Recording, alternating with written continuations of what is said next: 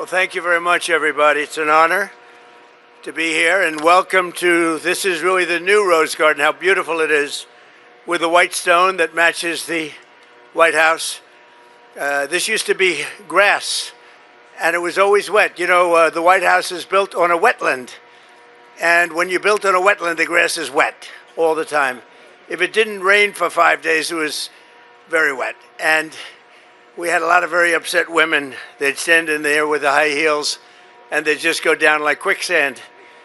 And that took place for about 150 years, and I decided to do something about it. And this has become an incredible place for dining and for news conferences and for events like this. And this is a very special event because it's the Dodgers, and they're the world champions.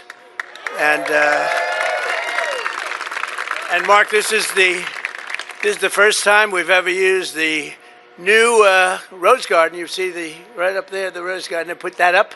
Looks very nice. This is not. Do you think Biden would do that? I don't think so. I don't think Biden would do it. And we created the Presidential Walk of Fame. That wall for 150 years had absolutely nothing on it, and it always used to amaze me. I said, "What are we going to put on that wall?" Now, I could put some of the great Dodgers on the wall, but I figured maybe it's more appropriate that we put the president. What is this man talking about? First of all, Donald Trump did not fix the Rose Garden. He actually made it worse, just like the Speaker says he does with everything he touches around Washington, D.C. And this is not the first time a sports team has been there. So the Speaker says this claim does not make sense. They say Donald Trump is remembering history the wrong way, getting the facts wrong, and acting like he is the first person to do things that many other people already did before him. The Speaker also says that Donald Trump wants to take control of the White House and Washington, D.C. because he wants to change history and make people think it all belongs to him. They say he wants everyone to believe that he was the first person to do this or that in the Oval Office, this or that in the Rose Garden, and this or that at the White House. According to the Speaker, Donald Trump wants people to think everything there is because of him and that everyone should just accept it. The Speaker knows this may not seem like a very big deal, but they believe it really matters because they think appearances and symbols are important during what they call a fascist takeover. Finally, the Speaker says that before Donald Trump lost control and had trouble speaking, he was strangely bragging about the construction work happening at the White House. And we had to walk all the way from the other side of the building. There's the ballroom and the military facility. Here's the helipad we're building. We're building a beautiful helipad after many years the helicopters are landing on the grass, and the new helicopters didn't do well on grass. So we're putting up a beautiful helipad and have a lot of things going. We're bringing this building to a level that it was not at even when it was first built in 1792, if you can believe it. So we're doing little things. As a real estate person, I love doing it. To me, it's an honor. I love the idea that Donald Trump says he cares so much about grass. He talks like the grass at the White House was something very sad to see. But then the Speaker asks, isn't your administration cutting down rainforests, harming forests, and hurting wildlife to make more money? The Speaker also says, didn't your administration cut funding for national parks? They say Donald Trump wants people to believe that he built the helipad because he cared so much about protecting the grass. Then the Speaker points out that the UFC event actually damaged the grass anyway. They also say this is another example of Donald Trump acting like he has a very close connection with the sports world. The Speaker believes he is doing this now more than ever. They say he has always tried to fit in with sports because they think he feels insecure. But now, the Speaker says, Donald Trump wants people to see him as a hard-working and tough man who plays sports, follows sports, pays attention to sports, is a big fan, and is an athlete. The Speaker says none of those things are true. They finish by saying that Donald Trump showed what they believe is his physical and mental decline through these comments. This group started their title defense with 9 pitchers injured before the first fastball was ever thrown. They played their opening game in Tokyo and traveled more than 2,000 miles. It's more than any team has ever traveled. In fact, from the first pitch to the final out, they endured and triumphed through the longest season of any team in the history of Major League Baseball, 229 days. I didn't know that. Did you know that? That's a pretty crazy fact. I mean, it's not the kind of fact you think about. What is it going to be, a half a day longer or something? I don't know. That's a different kind of a fact, Mark, than I ever heard of. But That's what they give me to read, so what can I tell you? 220, the longest season ever. I don't know what the hell that means. Not only does the speaker say the man can barely read, but they also make another point. They say Donald Trump does not know much about sports. The speaker says Donald Trump does not really like sports. They even say he does not like much of anything except himself. They also say he liked child beauty pageants, and they say people already know why. The speaker says Donald Trump is not an athlete and is not someone who enjoys activities that bring people together and are fun. Instead, they say he always wants to make himself the center of attention. The speaker says that, in their opinion, Trump derangement syndrome is not about people reacting to the actions of the President of the United States. They say it is really about Donald Trump believing everyone wants him involved in everything, even though they believe that is not true. Then the speaker repeats several times that Donald Trump does not like sports, does not understand sports, and does not play sports. They say he is not an average person. They believe he acts interested in sports because he wants to connect with young men and many other groups of people. But the speaker says Donald Trump has no idea what is happening. They also joke that when Donald Trump says he does not know what he is reading or looking at, that is how he sounds whenever a championship team visits the White House. The speaker imagines him looking at his notes and saying something like, "He threw the ball, it was a great throw, it was a great ball, and he was a great guy." They say this is not real sports analysis because, in their opinion, Donald Trump does not understand the game. The speaker admits they may sound like a hater, but they say they are fine with that. They end by saying they believe Donald Trump is showing signs of mental decline. They say they think he cannot read as well, cannot see as well, and does not want to wear glasses because he thinks they would make him look bad. The speaker says they believe he is not physically well. Finally, they say that when Donald Trump's doctor, Doc Ronnie, was asked about his health, the doctor avoided giving a direct answer, and the speaker ends by saying they believe Donald Trump's mind is fading. Jackson, what do you make of the president's health, sir? What about the president's health? Does he seem healthy to you? Of course he's healthy. He's in great health, yeah.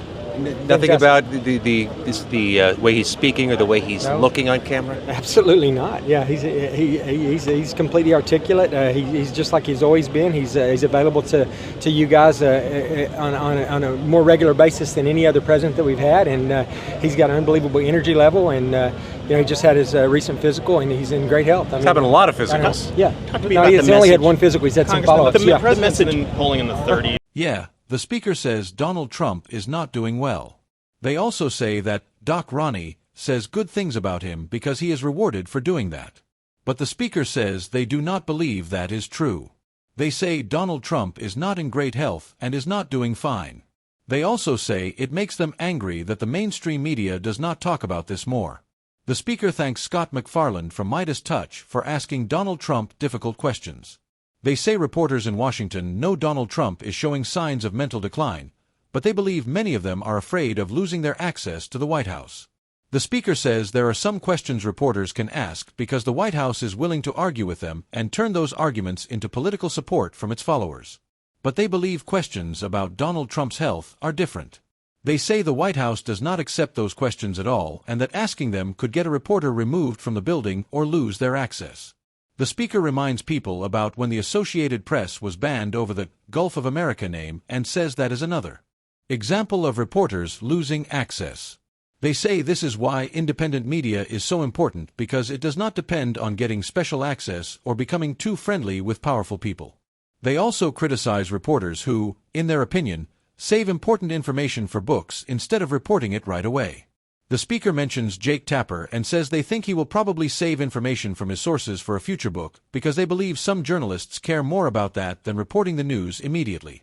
The speaker then says that journalism should be about reporting the facts, not saving them to make money later.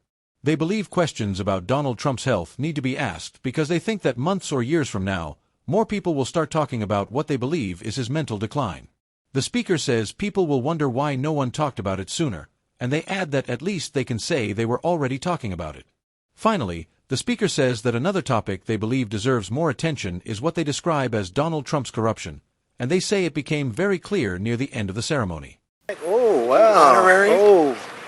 Oh, you have to be kidding, huh? Wow. Do I have to report this? I don't want to report this.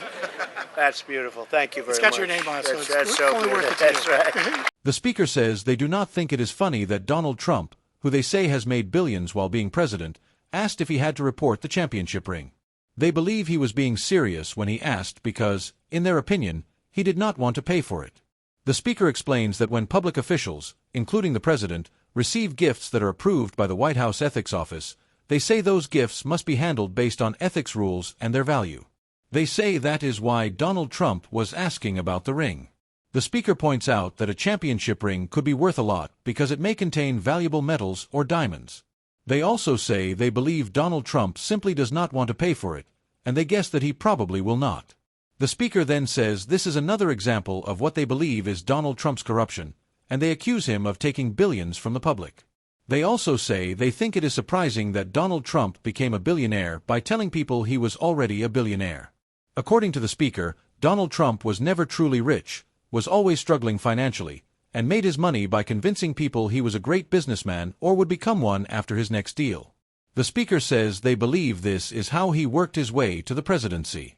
They also claim that making money through what they describe as scams is the only way Donald Trump earns money. Finally, the speaker says there is even more of what they describe as this kind of behavior to discuss, and they mention that Senator Chris Murphy also talked about it. One of the ways that Trump is trying to destroy our democracy is by using federal funding as a way to reward political loyalists and punish political enemies. You've seen how he has done this with respect to disaster assistance or aid to colleges. He's now doing it with medical research funding. You might not have seen this because it flew under the radar screen, but the Office of Management and Budget just put out an announcement in which they basically said that they are ending any merit-based review of research grants. Instead, it's just going to be Trump's political toadies at these agencies that are going to decide who gets a grant and who doesn't. Some 22-year-old MAGA kid is going to sift through researchers to see which ones are loyal to Trump and which ones aren't loyal to Trump, and that's how research grants are going to be decided. This is how a democracy dies. A president, a chief executive, using federal money as a means to try to crush dissent. Trump's been doing this for a year and a half, but I worry that we are risking normalizing the behavior because this new announcement barely got a headline. It's a big deal.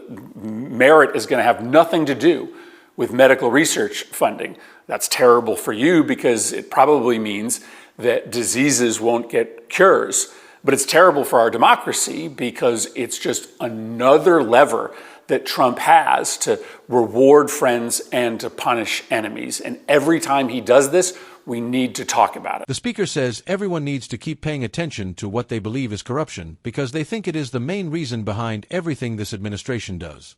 They say they will continue covering it and ask other people in both independent and mainstream media to talk about it more often. They also encourage Democratic elected officials to focus on it more. The speaker says they believe this issue is the main story behind everything involving Donald Trump, and that is why they plan to keep reporting on it. Then they ask viewers to support their work by subscribing to the channel and liking the video. They also ask anyone who watched until the end to leave a blue heart in the comments. Finally, the speaker tells everyone to keep fighting, not let anyone silence them, and says they will see them next time.